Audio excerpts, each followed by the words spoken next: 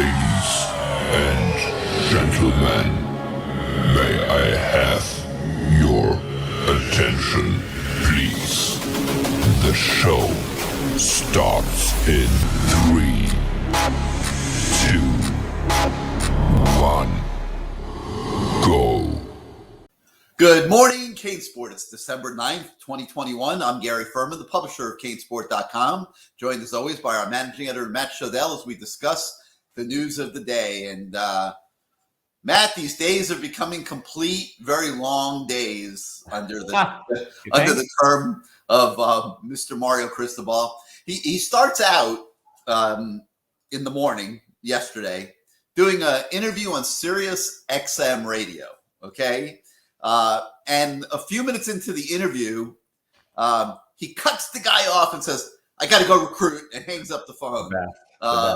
I mean, who does that? I mean, who's better than that? Like, just a great start to the Mario era. Yeah. Oh, I got to go, Gary. Yeah. I mean, this is who the guy is. He's a hard worker.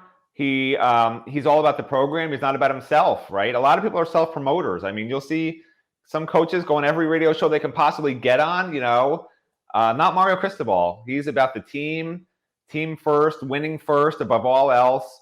And this radio show is your first example of that. I would not try to get him on, CaneSport Live or the Lamar Thomas show because, he might just have a black screen the whole time, depending on what he's got to do recruiting-wise at that moment. Like, look, I mean, I remember back in the day, this isn't like that new of a concept. I'll share a small little story because I know everyone loves my stories so much. So back in the day, everyone probably who watches this show already knows that I coach my son's baseball team, travel teams growing up and things like that. And in a rec league when he was younger, Mark D'Onofrio's son, Jack, happened to be one of the available picks. So I made sure I told every other coach, I said, no one else get that kid. That's my kid. I got Jack D'Onofrio on my team, Well, and we had to trade recruiting. We had to trade playing time for recruiting scoops too. Let's be honest. Listen, I probably lost a couple extra games just to get a D'Onofrio on my team, but he couldn't hit, couldn't field, but he was fast as hell. And if it was a football team, I heard he was actually a pretty good football player back then. If he could tackle the first baseman, he would have been probably the top pick in the draft. But he went pretty low in the draft for good reason. But, so Mark would come to a lot of the games, which is, I don't think Mario would probably show up at a lot of, he's got a couple of kids, but I don't know that he'd be able to show up at a lot of their events because that's the life of a coach. But, Mark, this is what's weird. So Mark would come to the games. He would not watch at all. It was almost just to be like, okay, I was there. He was on his phone. I would look up in the stands. He was constantly on his phone texting, I assume with recruits. Right. Maybe he was making hotel reservations or texting other colleges, seeing if they had job openings. I don't know. But he certainly wasn't watching the games. So, it's not new that Mario Cristobal, this is puts all above everything else. But his work ethic combined with being a smart guy who sort of gets it, who's worked at Alabama, who's seen different systems that have succeeded, who's turned around things at programs like, it's FIU and Oregon, but I mean, he knows what it takes to turn things around. And it takes a lot of hard work and being smart, and knowing what you're doing and matching your personnel to your coaches, to your schemes, et cetera, et cetera. Mark D'Onofrio failed at several of those. But hey, listen, if Mark's watching, he should be thanking me because I did get Jack a championship trophy. I'm sure Jack displays it prominently in the house, probably in the foyer right when you walk in. I'm sure that's where it is in that family's house right now. So you're welcome, Mark, for that. All right, just so people understand what it's like for us now covering recruiting and things like that. We'll give you a story from yesterday morning. We weren't so thrilled about it, but it's kind of funny how the morning starts. A group of coaches go to Miami Pace to see Shamar Stewart. We get wind of it. We make a couple calls. We're talking to one of the coaches out there, whatever. He's telling us what happened, the whole thing. We hang up. We put the story up on the website, and we move forward because Mario Cristobal is going to Texas to recruit, and now we got to work on what's going on in Texas. So we're doing that. And then all of a sudden, people on our message board start saying that Mario was at the visit too. And we're like, no, Mario wasn't at that visit. Mario was on his way to Texas, whatever. No, it turned out Mario did show up at Miami Pace after we did our interviews. He popped in there on his way to Opelika Airport to catch the flight to Texas and made a visit with Shamar Stewart at school. I mean, this is the pace that things are going right now in Miami recruiting. And it's really going to be interesting to see the impact of this effort on signing day and how much of a mark they're able to make here in 1 week of recruiting, literally. And some of it will filter into January and the next signing period as well. So how all this applies? Yeah, well, I was going to add something, but I guess not. Go ahead. No, go ahead. Well, first of all, okay, I was going to say it's going to fall flat now. Yeah. No, go ahead. It was Louis Cristobal wearing one of those Mission Impossible Mario masks because this guy seems to be everywhere. He's visiting kids at Miami Central. Then he's in Fort Lauderdale. He's going to see Shamar. Then he goes to Texas. Now he's supposed to go see Shamar last night, which, you know, I don't know if that happened. We're going to check on that today. Like, the whole thing is nuts, but this is the genius of Mario Cristobal. When you and I talked about the whole Shamar thing yesterday, and my first thought, having covered recruiting forever, was why would Mario show up? You get one head coaching visit. You know, Shamar and sources around Shamar have all made it very clear he's planning to wait until February to sign. You only get one head coaching visit. Why wouldn't you wait till, you know, the last day before the dead period to get that last in-home visit? Because there's word that he's going back to Texas A&M. Right. So that's what I was about to say. If you let me finish. Yeah, I'm sorry. So as you think about it, like, I think I'm so smart. Like, what a moron Mario must be. Yeah, good luck on that. Go and visit Shamar now. And then I started thinking about it. I was talking to you about this. He's a genius. Mario Cristobal's a genius because, yeah, he visited him now. And maybe that on paper seems a little silly. And some people on the CaneSport message boards pointed out, why is he visiting now? Well, there is some concern, and Mario, I'm sure, has his sources everywhere who have told him this, that, you know, it's not a secret that Shamar is going to Texas A&M this weekend. And guess what? If that visit goes amazing, and guess what? Do you think those Texas A&M coaches aren't going to say to Shamar, listen, just sign in December. We want to get a jump on you. You'll help us bring in other people in February. Like, we need you now. Like, they're going to put the full court press on. They're going to give him a reason to sign in December. So they'll make it up, whatever. They'll make a reason why he should sign in December. And Mario Cristobal just put a big monkey wrench into that plan. And the other aspect to this, which you pointed out to me, which I hadn't thought of, is like Shamar's here. He lives here. He has friends on the team. You don't think Shamar is going to, you know, he can take one official visit in January to Miami, which he will do, but he can show up any day of the week, any night of the week, any weekend he wants. He can show up on campus whenever he wants, January 15th until the Sunday before that signing day in February. So, you know, Mario can get him out whenever he wants, get his family out. They could do an in-home visit in Mario's office.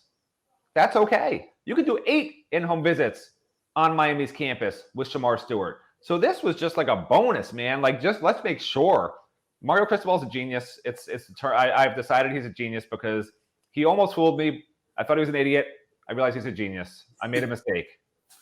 All right. So anyway, yeah, he's all over the place. And we've got a few stories on the website this morning regarding that. Obviously, a recap of what went on with Shamar. We've also got a look at Miami recruits in the Rivals 250. The new Rivals 250 postseason came out this week. We break that down and give you a look at where Miami's recruits factor into the Rivals 250. And a couple other interesting stories. The first, receiver Isaiah Horton, who Matt was thinking of flipping, quite frankly. God, what a crazy story. Yeah. Go ahead. I'll let you tell it. Go ahead. Oh, all right. Well, so listen, it's like crunch time for recruits. You know, you don't want to bother these kids. They're super stressed out. Even the commitments, you know, you text them, hey, you want to talk, or hey, you visiting, whatever. If they don't respond, you like leave it alone. It's not like you're going to hammer these kids to death, no matter how much fans on the CaneSport message boards want answers from whatever number of kids, like what they're going to do. So I reached out to Isaiah's dad, you know, and I hadn't talked to Isaiah's dad before. You know, we generally try not to bother the parents unless they're very receptive to it, but I gave him a holler. I figured, why not? And it turns out, super nice guy. He's in the military. He's actually lives in Las Vegas right now. And he was like so happy to talk to me. And I was, of course, super happy to talk to him. But what he told me was that a week ago, Isaiah went up to him and, you know, called him. Obviously, he doesn't live in Las Vegas. Called his dad and said, listen, Dad, I've got a post I'm going to put on Twitter. I'm decommitting from Miami. I'm opening everything up, you know.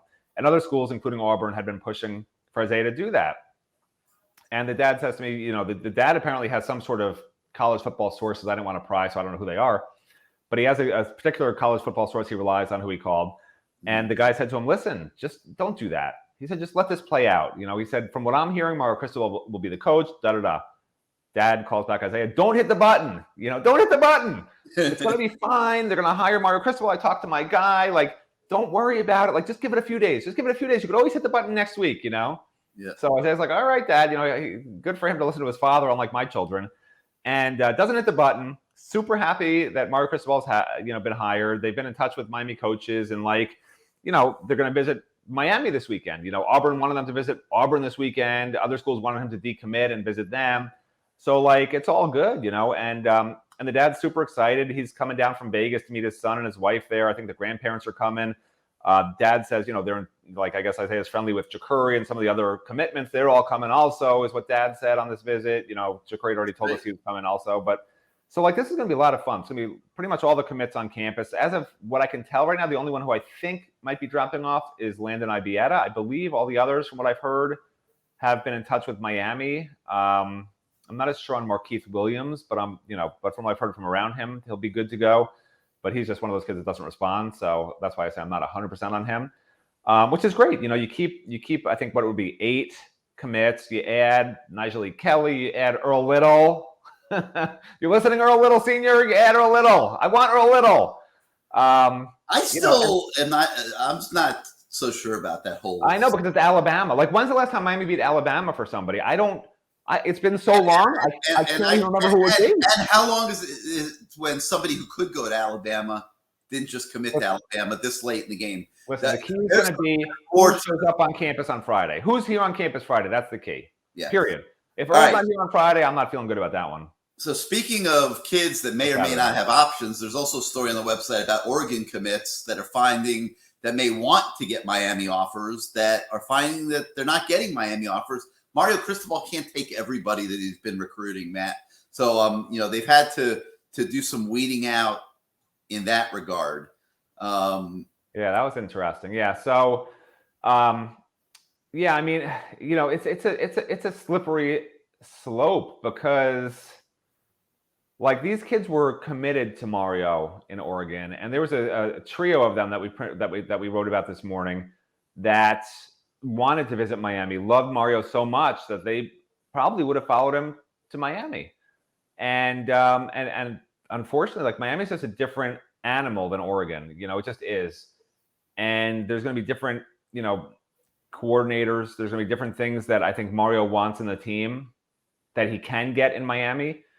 And I think Mario realizes he needs South Florida kids, not West Coast kids on this team. Mm-hmm. And if these kids aren't total studs, if they're just good enough but not great enough, then they're probably not going to work out down here. If those 3 kids were playing in South Florida or playing in Miami, I honestly think Mario might have had a different approach to this. But he's going to build this program around South Florida. That's where you start. You don't start by taking all your Oregon commits and building this thing from West Coast kids. You start this thing with South Florida kids, and that's what Mario's doing. That's where those first 3 in-home visits were. He went to Texas yesterday because obviously you got to get that offensive tackle kid too. The offensive linemen aren't from down here. That's just the way it is. You got to go out of state for offensive linemen. Mario's an offensive line guy. He knows that he has to get these offensive linemen or this program's going nowhere. And so that's a priority, out of state offensive linemen. But other than that, the athletes are from down here, man. So yeah, those 3 kids. As it should be. Yeah, exactly. Yeah. So those 3 kids, we have a story about them, and and one of them was really very forthcoming about it. Basically saying I get it. I get it. He wants this focus to be on South Florida. So it's a great, it's a really interesting perspective. Usually we don't put those stories about kids who aren't coming here on the front page, but we both felt when I talked to you about it that it was a noteworthy story. Just in these were kids who committed to Mario, and that Mario just isn't taken here. And you can speculate as to why, but that's interesting. Yeah. All right, and we also have a story about the Dan Radakovich hiring, which should become official at some point this morning. Great hire by Miami. Again, another round of applause to Rudy Fernandez and Jose Echeverria and those guys that are making all this happen. I thought Mario's the athletic director. Doesn't Dan work under Mario? I'm pretty sure that's how it works. Well, Mario had to approve Dan, not the other way around. they had to get that straight. Let me tell you something. No, that does not fly with a real athletic director. Well, let me tell you, like Mario basically hired Dan because if Mario said, "I don't want Dan," Dan wasn't getting hired. No, a real athletic director doesn't want to answer to the football coach. Of course not. I'm joking, but that's actually what happened. It's so backwards the way. Look, it's great what happened, but it's so backwards. But it's the all way Miami went about everything was so backwards. Yeah. Firing our athletic director, hiring a coach while the other coach is still there, then letting the coach have a what's the word? You can veto the athletic director if you don't like him. The whole thing is so backwards from what normally you fire the coach. But it's ending in a good place first. The AD approves the coach. Everything. All right, Matt, you got to go, man. You're talking too much. We got to go. So for Matt Trudell, I'm Gary Ferman. That's the scoop for this morning on Good Morning CaneSport. We'll see everybody tomorrow morning, and have a great day, everybody.